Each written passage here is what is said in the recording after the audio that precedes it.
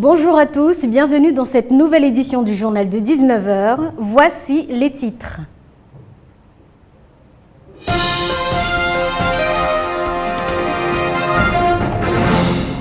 Dans la une de l'actualité, la grève des enseignants qui s'est déroulée ce matin, les syndicats interpellaient les élus locaux pour des réformes qu'ils jugent nécessaires sur le système scolaire mahorais. Une arnaque s'est répandue dans les bidonvilles de Kaweni. Les individus se font passer pour des agents EDM. Ils réclament aux habitants de payer des amendes fictives. Et pour finir, des agents du CIDEVAM, syndicat international d'élimination et de valorisation des déchets de Mayotte, ont suivi une formation au Centre national de la fonction publique territoriale.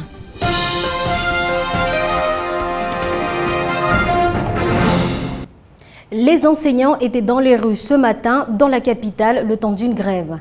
La FSU et la SNUIPP, syndicat des enseignants, réclament une meilleure politique du système scolaire mahorais pour mener à bien leur travail. Reportage de Camille Leca. Conditions de travail, formation, revalorisation des salaires. Voici les 3 mots d'ordre du mouvement de ce matin. Au départ de la manifestation, ils étaient une centaine à s'être réunis devant les portes du vice-rectorat. Pour le SNUIPP, syndicat majoritaire des enseignants du premier degré, c'est l'heure du rappel à l'ordre. C'est pour rappeler le gouvernement les travaux ou les résultats des travaux concernant l'alignement des allocations familiales sur le national. Et puis c'est être solidaire avec tout ce qui se fait au niveau national, s'agissant du dégèlement du point d'indice qui fait que le salaire dans la fonction publique n'a pas évolué dans toute la France depuis 5 ans déjà. Après un défilé entre Mamoudzou et Kaweni, le cortège a pris la direction du Conseil général à la mi-journée. La coalition FSU regroupant le SNES, le SNEP et le SNUIPP y avait réservé l'hémicycle Younoussa Bamana. L'occasion pour les enseignants mobilisés d'échanger pendant 2 heures. Aussi présents, les syndicats de l'enseignement professionnel. Pour eux, les revendications se cristallisent sur des différences de statut. Nous avons des revendications par rapport au barème, par rapport à une certaine équité qu'il faut faire valoir entre les certifiés et les PLP par exemple. Et voilà, il y a beaucoup de choses comme ça. Nous avons déposé d'ailleurs une motion au vice-rectorat pour que nous soyons entendus, pour qu'il y ait équité entre les certifiés et les PLP sur certains plans. Selon le vice-rectorat, le taux de grévistes dans le premier degré s'est élevé aujourd'hui à 33% et à 18% dans le secondaire. La FSU a par ailleurs indiqué qu'elle serait reçue par les services de la préfecture d'ici la fin de semaine. Les rebondissements se succèdent dans l'affaire de l'expulsion annoncée de la carrière IBS à Kingani. Le collectif 976 soutient le holding Invest. Après un premier échange de courrier avec le préfet Seymour Masri, les membres rappellent leur inquiétude quant aux suites données au dossier. Ils réclament une concertation entre les différents acteurs concernés. Rappel des faits avec Camille Leca. Les entreprises du BTP sont inquiètes. L'expulsion d'IBS de la carrière de Kingani pourrait avoir d'énormes conséquences sur l'économie locale. La société, qui fait partie du groupe Holding Invest, fournit non seulement des matériaux de construction à prix cassé, mais héberge aussi des comptes de professionnels locaux du bâtiment. Problème, si l'entreprise venait à disparaître, les commandes et les réserves financières de ceux-ci pourraient sérieusement en pâtir. Alors pour mener le combat, le collectif 976 s'est formé la semaine dernière. Première action de soutien le 27 janvier, l'envoi à la préfecture d'une lettre et d'une pétition regroupant plus de 60 signatures d'entreprises du BTP. Lettre à laquelle le préfet Seymour Morsi répondra 2 jours plus tard. Dans sa réponse, il confirme la décision d'expulsion d'IBS tout en indiquant son soutien sur le transfert des activités vers une autre carrière ainsi que sur la mise en place des 2 projets phares de l'entreprise, ceux des volailles soleil de Mayotte et du projet Hilton.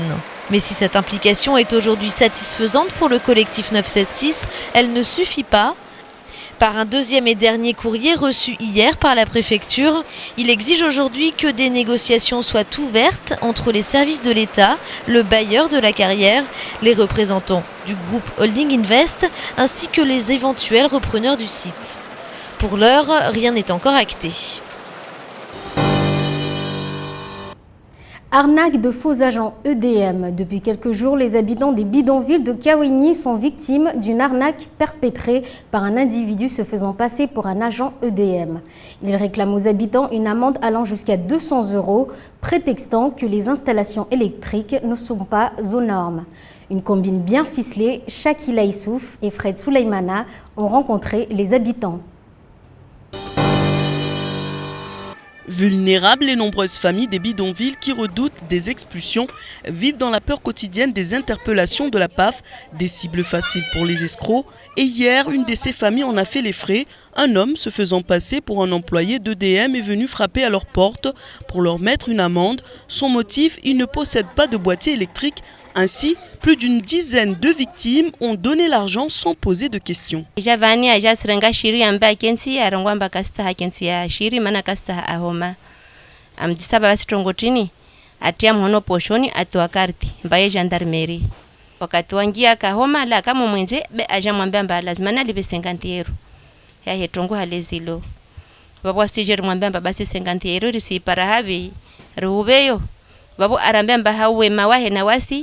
Mana kasta ahoma hunu tabwaja mtu wangina vaboro duburi haraka ringalie 50 € rimbe mana nakar humo tawanyahe waja 50 € tongejo atina narababu. Pourtant, la loi interdit à toute personne non habilitée d'effectuer d'installation des boîtiers électriques dans les habitations privées. Aujourd'hui, faute de mieux, la plupart de ces familles utilisent un groupe électrogène au pétrole, une solution précaire qui augmente les risques d'incendie dans ces bangas.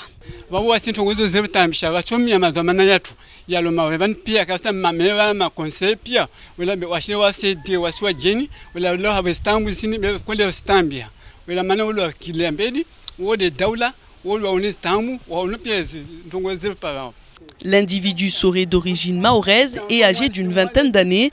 Il aurait été entendu par la police hier, mais est actuellement libre. Et maintenant que les familles ont compris l'arnaque, elles demandent à être remboursées. Pour l'heure, une instruction a été ouverte par les services de la police, mais de nombreuses victimes en situation irrégulière préfèrent se taire. Vous en avez sûrement croisé un dans la rue ou près du marché couvert. Ils vendent toutes sortes de produits et concurrencent les commerçants officiels. Ce sont les vendeurs à la sauvette. Mais où se fournissent-ils? Assigna Moussa et Leslie Vimene sont allés à leur rencontre. Regardons. Tomates, oignons, chaussures ou même des produits de beauté. Ils vendent de tout.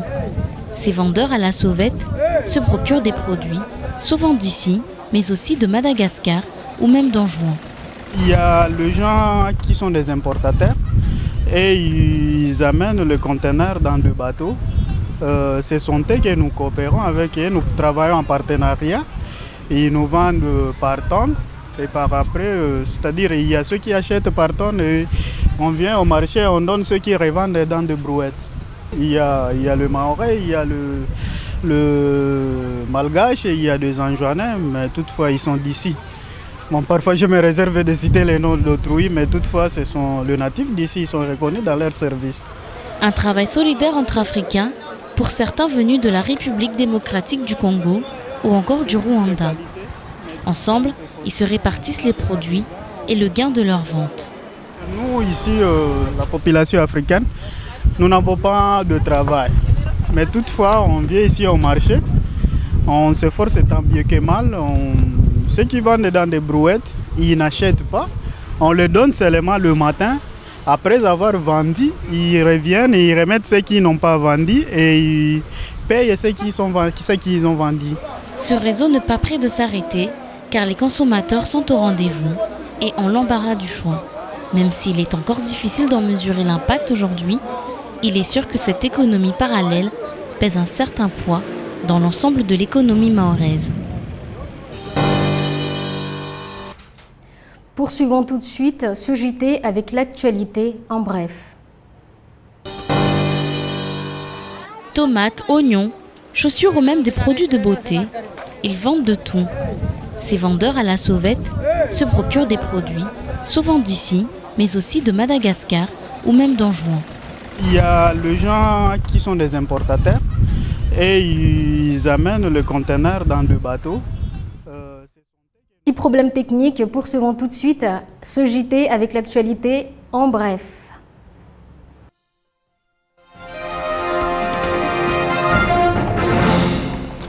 Trois policiers de la BAC suspectés d'avoir réalisé un coup d'achat de drogue sans autorisation doivent être auditionnés par les hommes de l'IGPN. Il semble que les fonctionnaires aient déjà avoué les faits. Sur les 3 agents mis en cause, 2 sont déjà visés par une procédure administrative suite à des coups donnés à un homme en vue d'obtenir des informations. L'un des 2 fait également l'objet d'une commission rogatoire. Pour les 3 agents impliqués, des gardes à vue sont attendus. Par ailleurs, les enquêteurs de l'IGPN croiseront ceux de la sûreté départementale venus de la Réunion pour auditionner des personnes dans une toute autre affaire de viol, cette fois-ci qui a été dépaysée. Les investigations seront menées jusqu'à la fin de la semaine. Le travail dissimulé issu de l'immigration clandestine est toujours aussi présente sur le territoire. Récemment, un installateur de climatisation a mis fin à son activité en expliquant « Sur plus de 60 entreprises du même genre implantées à Mayotte, moins d'une dizaine respectent le droit du travail. Les autres font appel à une main-d'œuvre non déclarée. Les candidats à la clandestinité ne sont généralement pas des délinquants et occupent le plus souvent un emploi dans la plus grande illégalité, mais au grand jour.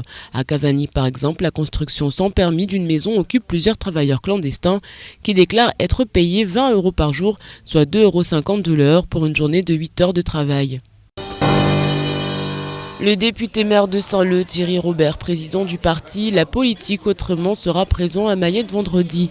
L'objet de son déplacement n'est pas anodin. Il consacrera l'investiture des candidats LPA sur Mamoudou 3 et présentera la mise en place de la section mahoraise du parti.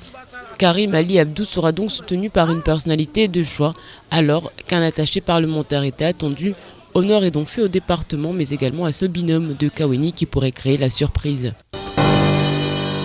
Un nouveau système dépressionnaire est présent dans le canal du Mozambique au sud de Mayotte et se dirige d'ouest en est vers Madagascar. Il influence le temps sur le département et l'influencera encore dans les jours à venir. Il conviendra de suivre les communiqués de Météo France régulièrement.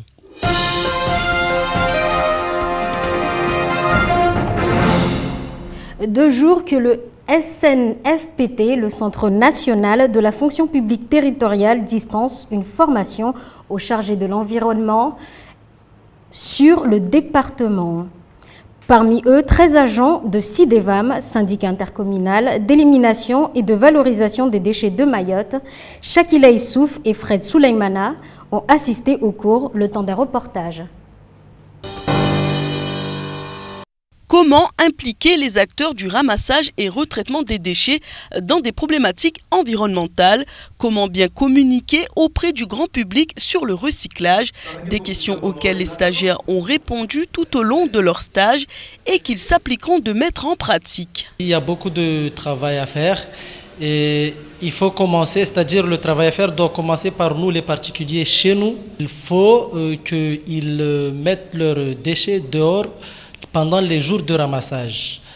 Hors de ça, ils les gardent chez eux dans des sacs bien protégés. Ils attendent le jour. Mais si tous les jours tu veux sortir ton sac poubelle dehors, on ne s'en sortira pas. La pollution grandissante ne cesse d'inquiéter les riverains du 101e département.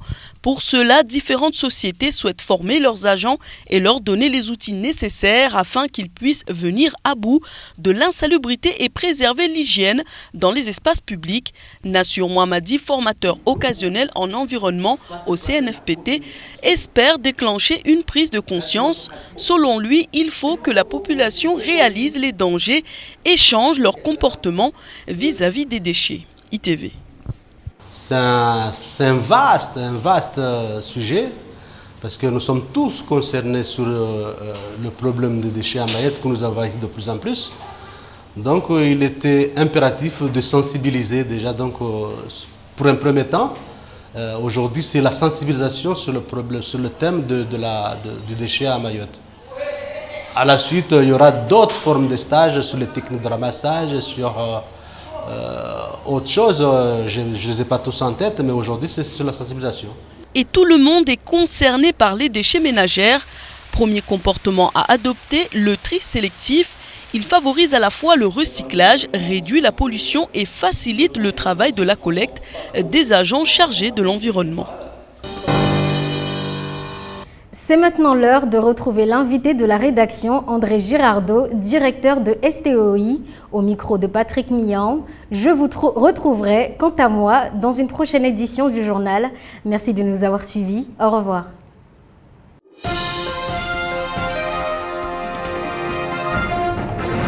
André Girardot qui est avec nous, on va parler STOI. André, bonjour. Bonjour à tous. On dirait le Père Noël, bonjour. C'est le nounours. Bonjour. Comment ça va André ce matin ? Bien. La grande forme ? Bien, tranquille. Comment STOI s'en sort face à ces deux gros monstres de la téléphonie que sont Orange et SFR ? Est-ce que vous arrivez quand même à sortir votre épingle du jeu ? C'est une bonne question. En fait, on s'en sort parce qu'on est agile, on est petit. Donc on arrive à trouver notre territoire. En même temps, c'est pas la taille qui compte. Moi, ça m'arrange. Dans le domaine de l'Internet, c'est quand même un peu la taille qui compte. Mais pas seulement la taille, en fait. Ouais. On a une technologie particulière, en fait. Les gens oublient ça. Je suis pas là forcément pour parler de la techno STOI aujourd'hui, en fait, c'est plus un autre produit. Mais c'est vrai que notre réseau s'appuie sur quelque chose de technologiquement innovant et différent des autres. C'est-à-dire qu'on n'a pas besoin de ligne de téléphone pour avoir l'Internet chez nous. Donc finalement, on s'aperçoit que 40% des foyers qui n'ont pas de lignes de téléphone et qui parfois n'en veulent pas, sont intéressés par nos produits. Mais c'est compliqué, c'est lent, et on y travaille. André, vous fêtez un anniversaire ces jours-ci, le 20 millième. Mais le 20 millième, quoi ? Alors, le 20 millième utilisateur de l'Internet gratuit. Parce qu'en fait, c'est incroyable, ça va intéresser les gens. Internet gratuit à Mayotte. Internet gratuit à Mayotte. Expliquez-nous. Eh bien, ça a démarré cette histoire-là il y a 3 ou 4 ans avec le réseau Mayotte Spot qui était à l'origine en fait un réseau qui permettait de se connecter à Internet avec des cartes. Puis, en décembre 2013, début 2014, en fait, on décide que sur ce réseau-là, on va attribuer à tout le monde, mais vraiment à tout le monde, il suffit d'avoir un ordinateur ou un smartphone, un téléphone qui est équipé de Wi-Fi. Si on s'approche d'un point Mayotte Spot, il y en a une centaine dans l'île, on peut faire tous les jours 15 minutes d'Internet gratuit. On a démarré ça, en fait, pour voir si c'était quelque chose qui allait plaire. Et on s'aperçoit au bout d'un an qu'en effet, 20 000 personnes ont utilisé ça. 20 000 personnes donc, font de l'Internet gratuitement à Mayotte et tous les jours. C'est-à-dire qu'en fait, il y en a eu 20 000 au total, mais tous les jours, c'est 1000 personnes qui utilisent l'Internet gratuitement. Il y a un vrai besoin, il faut quand même comprendre une chose, c'est que c'est pas tout le monde qui peut s'abonner à Internet à Mayotte. Il faut quand même sortir à peu près 40 € par mois. C'est pas tous les foyers qui peuvent le faire. Et il y a des gens qui sont bien contents, en effet, de pouvoir trouver de l'Internet gratuitement. 15 minutes, c'est pas beaucoup. Ouais. Et puis, ça va vite, 15 minutes. Ouais, 15 minutes, c'est pas beaucoup, c'est pas assez. On est très conscient que c'est pas assez. Alors, mais c'est quand même gratos. Exactement, c'est gratos. C'est gratos et ça concerne quand même 20 000 personnes. Je veux dire, c'est pas tout à fait rien. Quand on compare ça aux chiffres des abonnés, ça dépasse le nombre d'abonnés du principal opérateur à Mayotte quand même. Hein, tout de même, en termes d'utilisateurs. Et puis on n'est pas bloqué à la maison. Absolument pas. Mais d'ailleurs, c'est un peu le problème en fait. C'est qu'en effet, on n'est pas bloqué à la maison, mais il faut aller chercher le point. Et effectivement, il n'y a qu'une centaine de points. Donc ce qu'on va faire, c'est déjà pas mal, mais on va en construire probablement encore une bonne centaine cette année et on pense arriver jusqu'à 500. Le problème, vous connaissez bien le problème dans la télévision, on a le même au niveau de l'internet, il faut de l'argent pour construire ces points. Ouais. Donc cette année on a un financement en fait qui nous permet de le faire, donc on va étendre le réseau et en même temps on se pose la question, je me demande de savoir est-ce qu'il ne faut pas étendre cette gratuité de 15 minutes. 15 minutes ça suffit pas, tous les utilisateurs nous disent ouais c'est bien mais on n'a que 15 minutes, donc ce qu'on espère... Mais la rentabilité, à un moment donné, il faut qu'elle soit quelque part. Je suis bien le gratos, c'est bien, tout le monde est content. Je suis bien d'accord avec vous. Vous, c'est 15 minutes, André, vous les payez. Absolument. Vous les on achetez. les paye. On paye non seulement la bande passante qui est consommée, on paye également les équipements qui permettent de se connecter, on paye tout ça. Bon, mais on n'est pas le seul modèle comme ça. Il y a aussi, quand on réfléchit bien, vous avez tous utilisé Google ou plus ou moins ou Yahoo ou des produits de ce genre, ils sont tous gratuits. Et en fait, c'est pas des bienfaiteurs, ils gagnent de l'argent ces gens-là aussi. Donc on espère pouvoir un jour arriver à avoir un produit économiquement viable sur ce Mayotte Swap gratuit, même en amenant la gratuité à ce qu'on espère faire, et ça, bon, c'est un peu une annonce que je fais aujourd'hui, mais je ne sais pas exactement dans quel délai on va y arriver, à avoir 1 heure de gratuité par jour pour tout le monde. Maintenant, pour arriver à faire ça, il faudra qu'on trouve des partenariats. On ne le fera pas seul. Alors, partenariat, c'est quoi, André? Ça veut dire quoi? Partenariat, ça veut dire peut-être en fait amener les communes à comprendre que si jamais on installe des équipements qui permettent à leurs citoyens de se connecter gratuitement à l'Internet, c'est un intérêt pour eux. Ah oui. Donc un accompagnement par les communes, peut-être un accompagnement, on ne sait jamais, je le souhaiterais vivement en fait par des instances politiques plus importantes. Comme le Conseil général? Comme le Conseil général par exemple. Mais c'est pas forcément, enfin je veux dire, il n'y a aucune démarche qui est engagée à ce jour. Ce qu'on fait, nous, on travaille, on prépare le produit. Lorsque le produit sera là, après, à tout le monde de se l'approprier et à ce moment-là, je pense que les partenariats vont se débloquer. Sam? Il y a eu, il y a quelques jours, un blackout chez Orange et sur la téléphonie filaire. C'est-à-dire sur les box et ainsi de suite. Est-ce que vous avez enregistré un pic de consommation, puisque je rappelle que STOI ne travaille pas avec le téléphone, et est-ce qu'avec l'augmentation des abonnements téléphoniques maintenant, STO aussi voit aussi une émergence au niveau des demandes? Alors concernant la téléphonie, en fait, nous on est volontairement à l'écart de ce marché-là. Il faut comprendre que la téléphonie, les opérateurs mobiles ont extrêmement bien traité le problème de la téléphonie et aujourd'hui les abonnements sur la téléphonie mobile permettent à tout le monde de téléphoner dans de très bonnes conditions. Donc on est vraiment nous focalisés purement sur l'Internet. C'est bien de ça dont je parle. Hein. Ouais. C'est lorsqu'on a eu un blackout sur le filaire, dernièrement, Orange n'avait plus de téléphone du tout. Ils ont eu un incident en effet. Oui, c'est pour ça que je vous demande s'il y a eu un pic de consommation, parce que vous ne travaillez pas avec le téléphone. Et comme les abonnements maintenant Orange, enfin filaire, je dis bien filaire, augmentent, est-ce que vous avez une augmentation de la demande puisque vous ne travaillez pas avec un Alors on filaire? a en effet nous aussi une croissance en fait des abonnés. Pour la raison que j'évoquais tout à l'heure, c'est-à-dire qu'il y a 40% des foyers à Mayotte qui n'ont pas de ligne de téléphone et qui n'en souhaitent pas forcément. Je veux dire, ils ont déjà leur téléphone mobile en général pour téléphoner. Ils ressentent pas la nécessité d'avoir une ligne de téléphone et ça les gêne de devoir mettre une ligne de téléphone que pour l'internet. Donc à ce moment-là, pour cette tranche de population, mais qui représente quand même 40% des foyers, STOI est intéressant parce qu'il n'y a pas besoin de ligne de téléphone. Alors, il est vrai que si on regarde qui sont ces 40%, c'est probablement les foyers les moins aisés de Mayotte. Donc c'est des gens qui parfois peuvent avoir une difficulté pour honorer une facture ou des choses comme ça qui nous ont obligés à nous adapter complètement à la clientèle. Mais pour ça, notre chance c'est justement d'être petit parce qu'on arrive à s'adapter. Les auditeurs qui réagissent, il y en a beaucoup qui réagissent. Alors notamment ce message qui est plutôt rigolo. Je lis, blablabla, blablabla. Expliquez-nous plutôt comment on fait pour avoir internet gratos. Mais c'est très simple. C'est très simple. Il suffit de s'approcher près d'un point Mayotte Spot. Alors pour donner une idée générale, l'ensemble des lycées et collèges sont couverts. C'est-à-dire que tous les lycéens et collégiens peuvent accéder à ce service-là et eux le savent très bien en fait. Ouais. Mais c'est vrai qu'il n'y a qu'une centaine de points aujourd'hui. Il n'y en a pas assez, clairement. Que je m'approche d'un point Mayotte Spot. Comment je sais qu'il y en a un dans le coin? Je le vois sur mon ordinateur exactement, ou mon portable? On le voit sur l'ordinateur ou sur le portable. D'accord. Absolument. Donc alors, je me connecte là-dessus et c'est gratos pendant 15 minutes. On se connecte sur le Même réseau. Si je suis pas abonné ni quoi que ce soit, il y a rien. Il y a un truc quand même. Il y a un truc qu'il faut faire. À un moment donné dans la procédure de connexion, il faudra donner quoi? Son numéro de téléphone. Pourquoi? Pour pouvoir recevoir en SMS le code qui va permettre vraiment d'accéder à l'Internet. Alors, pourquoi est-ce qu'on fait ça? Parce que la loi oblige, lorsqu'on fournit de l'Internet, de savoir à qui on l'a donné. Donc, à partir du moment où on a les numéros de téléphone... Mais il n'y a pas d'obligation d'achat derrière. Absolument pas. Il n'y a pas de... Absolument pas. Strictement rien. Et consommation de crédit, non, ni quoi que ce soit. Et c'est 15 minutes tous les jours. C'est pas simplement 15 minutes une fois, c'est 15 minutes tous les jours. Qu'on espère pouvoir augmenter et passer à 1 heure. Donc, Inch'Allah, si tu veux. Dans combien de temps? Cette année, c'est sûr. Si on arrive à dégager des partenariats, mais j'arrive pas à croire qu'on trouvera pas ces partenariats. Non, ça va marcher. Les communes seront forcément sensibilisées à ça. Internet aujourd'hui, pour notre jeunesse, s'il n'y a pas Internet, 1 heure d'Internet gratuite L'éducation par jour. nationale, l'Europe, qui finance justement les nouvelles technologies. Il y a aussi des contenus à pouvoir proposer dessus. C'est-à-dire qu'il y a un certain nombre de contenus d'intérêt local qui peuvent être accessibles immédiatement avec cette heure de gratuité. Donc il y a beaucoup de choses à faire. Tiens, avec si ça. vous arrivez à mettre 1 heure gratos en place, nous on met Quasi FM sur Internet.